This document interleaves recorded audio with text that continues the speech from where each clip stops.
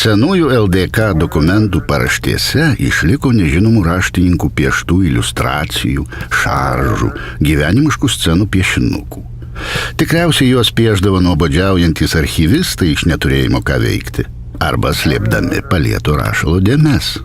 Kai kurių dokumentų paraštės puošia aukšto meninio lygio iliustracijos, kurios gyvai mums pasakoja praeities istorijas.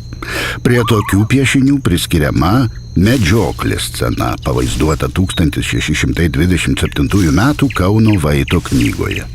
Deja, tokių piešinių išliko nedaug. Kai kuriuose piešiniuose meninio profesionalumo nėra daug, tačiau kasdienybę tiriantiems istorikams naudingi iš gyvenimo atėję vaizdiniai.